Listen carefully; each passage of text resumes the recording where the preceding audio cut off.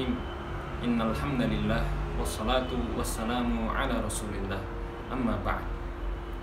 Sirah Nabawiyah, seperti kata Ibnu Hazm rahimahullah, merupakan salah satu mukjizat terbesar Rasulullah. Bahkan kata Ibnu Hazm, jika tidak ada lagi mukjizat selain sirah Nabawiyah bagi Rasulullah, maka sudahlah cukup mukjizat itu.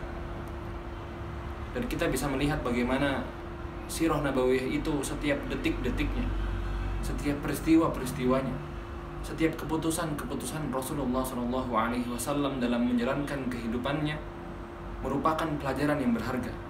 Tersimpan rahasia-rahasia untuk umat ini, untuk bisa kembali merevitalisasi inti dari misi dakwah Rasulullah SAW. Dan diantara pelajaran-pelajaran yang berharga itu adalah pelajaran yang diberikan oleh Rasulullah SAW di masa-masa awal dakwah di kota Makkah. Saat itu, seperti dikatakan oleh Dr. Iqbal Sirjani, Rasulullah SAW memberikan satu kaidah dakwah yang jelas, satu manhaj, satu metode, satu penglihatan yang betul-betul terang, yang seharusnya bisa menjadi pelajaran berharga untuk kita semua, yaitu adalah tarkis ala syabab, yaitu perhatian penuh atau berfokus kepada para pemuda. Dan kita bisa melihat bagaimana saat itu Rasulullah SAW dengan Abu Bakar As-Siddiq radhiyallahu anhu memberikan perhatian yang besar kepada para pemuda. Maka kita bisa melihat orang-orang yang pertama kali masuk Islam, di antaranya adalah Zubair bin Awwam misalnya, masih berumur 15 tahun. Lalu ada Tolhah bin Ubaidillah yang masih berumur 16 tahun. Lalu ada Sa'ad ibn Abi Waqqas yang juga masih berumur 17 tahun. Lalu kita juga mendapati Utsman bin Affan yang masih berumur 28 tahun. Lalu juga Abdurrahman bin Auf yang berumur 30 tahun. Mereka semua yang kemudian akan dikenali sebagai pahlawan-pahlawan Islam yang melakukan banyak sekali kisah-kisah heroik dalam memperjuangkan Islam. Dan mereka adalah target-target pertama dakwah bagi Rasulullah SAW dan Abu Bakar As-Siddiq radhiyallahu anhu. Maka kita bisa melihat bagaimana mereka ini adalah para pemuda yang difokuskan tarkis untuk disampaikan dakwah kepadanya. Dan ini ternyata bukanlah sebuah kebetulan. Sirah Nabawiyah selalu menyimpan rahasianya tersendiri. Semuanya tidak ada yang kebetulan. In huwa illa wahyu yuha wa ma yantiqu 'anil hawa. Semua ini merupakan wahyu, semua ini merupakan ilham dari Allah Subhanahu wa taala. Maka ini adalah salah satu hikmah yang sangat berharga untuk bisa kita petik pelajarannya. Dan jika kita melihat lebih jauh, ternyata dalam Al-Quran sendiri Allah Subhanahu wa taala berfirman berkali-kali mengenai dan menyebutkan secara khusus tentang kepemudaan ini. Bagaimana dalam surat Ar-Rum misalnya, Allah Subhanahu wa taala berfirman, Allahul ladzi khalaqakum min dha'fin thumma ja'ala min ba'di dha'fin quwwah thumma ja'ala min ba'di quwwatin dha'fan wa syaibah. Lalu kemudian Ibnu Katsir rahimahullah menjelaskan, quwwah yang dimaksudkan dalam ayat ini adalah syabab, para pemuda itu. Selain itu dalam surat Al-Kahf kita juga mendapati Allah Subhanahu wa taala berfirman, innahum fityatun amanu bi rabbihim wa zidnahum huda. Saat menyifati Ashabul Kahf, innahum fityah, mereka adalah para pemuda. Begitu juga dengan Nabi Ibrahim. Bagaimana Nabi Ibrahim alaihissalam saat itu disifati saat menjalankan tugasnya menghancurkan berhala. Dikatakan dalam Al-Quran, qalu sami'na fata yadhkuruhum yuqalu lahu Ibrahim. Fata disebutkan secara khusus, pemuda yang bernama Ibrahim. Maka kita bisa melihat bagaimana kemudian Islam ini atau Al-Quran sendiri memberikan perhatian tersendiri bagi kepemudaan. Kita juga mendapati bahwa dalam beberapa hadis bahwa kepemudaan adalah satu periode yang akan ditanya secara khusus. Dan kita bisa melihat apa rahasia dibalik tarkis ala syababnya Rasulullah SAW dalam sirah Nabawiyah. Lalu kita kemudian mendapati bagaimana syabab disebutkan sebagai quwwah atau disebutkan secara khusus dalam Al-Quran. Begitu dikatakan oleh Dr. Tiar Anul-Bakhtiar, beliau menuliskan ternyata ini tidaklah sebuah kebetulan, karena para syabab, para pemuda itu memiliki karakteristik khusus.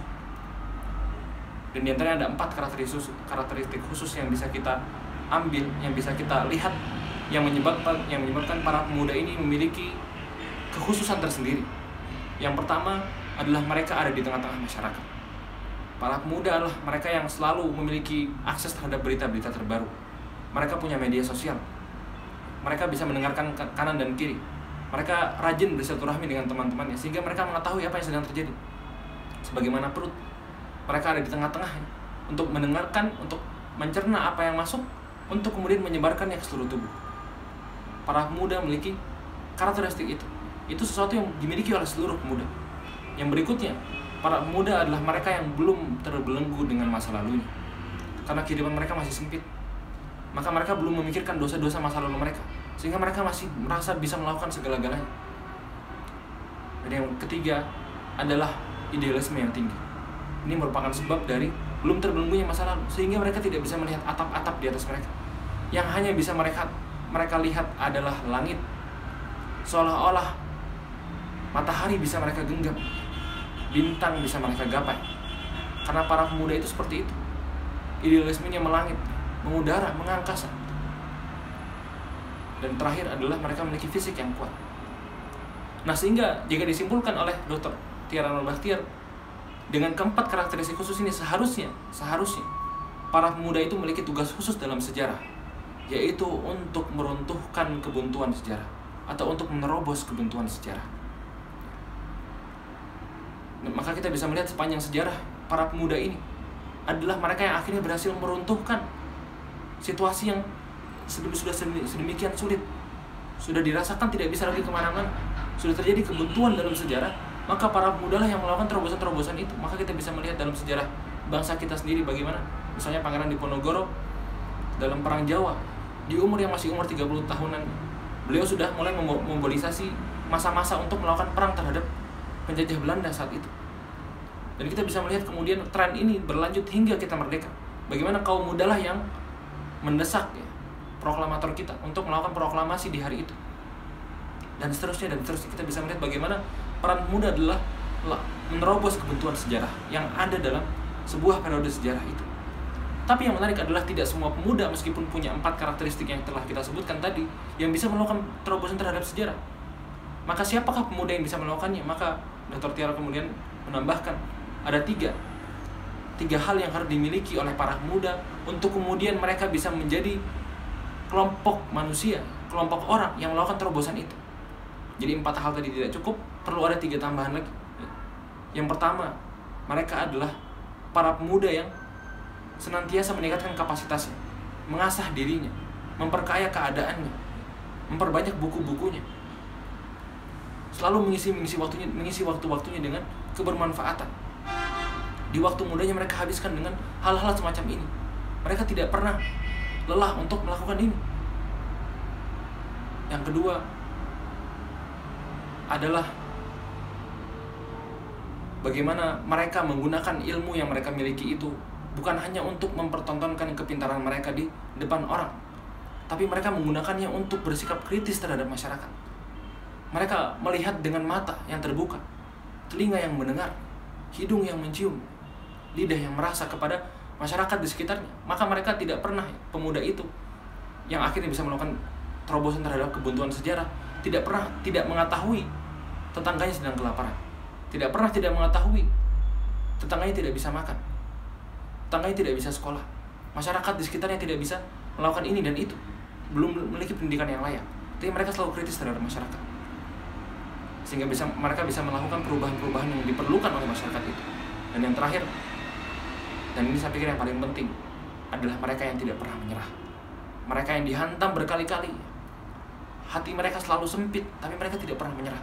Mereka selalu menemukan cara untuk keluar dari permasalahan-permasalahan mereka, dan Allah selalu membantu mereka. Maka inilah Sirah Nabawiyah memberikan kita pelajaran-pelajaran penting. Dari sini kita bisa mempelajari paling tidak ada 3 pesan yang diberikan dari Sirah Nabawiyah kepada kita semua. Yang pertama, kepada golongan senior, kita bisa melihat bagaimana Tarkis Al-Syabab seharusnya menjelaskan kepada kita bahwa sudah saatnya kita memberikan kesempatan bagi kaum muda untuk berkiprah, berkarya, memberikan terobosan-terobosan kepada masyarakat. Tidak lagi kita halangi karena masalah ini dan itu. Kita permudah birokrasinya.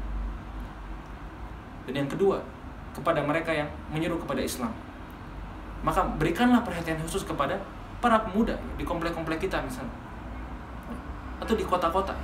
Bagaimana seharusnya ada perhatian khusus bagaimana kajian itu dikemas agar kemudian menarik untuk para pemuda. Karena mereka lah diajarkan oleh Rasulullah, tarkis ala syabab. Kita perhatian khusus kepada para pemuda ini. Maka mulailah kita memberikan perhatian khusus kepada kelompok pemuda ini. Dan yang terakhir adalah kepada para pemuda itu sendiri. Sadarlah bahwa inilah sedemikian besarlah qimah atau harga para pemuda, kita semua ini para pemuda dalam masyarakat. Bagaimana besar sekali harapan masyarakat kepada kita, bagaimana harapan masyarakat tertumpu pada kita. Maka sadarlah dan asahlah kemampuan kita. Kita habiskan waktu muda kita dengan mengasah, memperkaya keadaan kita, lalu kemudian bersikap kritis terhadap masyarakat. Dan pada akhirnya kita tidak pernah menyerah. Kita tidak boleh pernah menyerah untuk kemudian memberikan terobosan kepada kebuntuan sejarah. Mudah-mudahan Sirah Nabawiyah terus-menerus menjadi cahaya dalam kehidupan kita, sebagaimana menjadi cahaya dalam satu kaidah dakwah yang sederhana ini. Terima kasih. Assalamualaikum warahmatullahi wabarakatuh.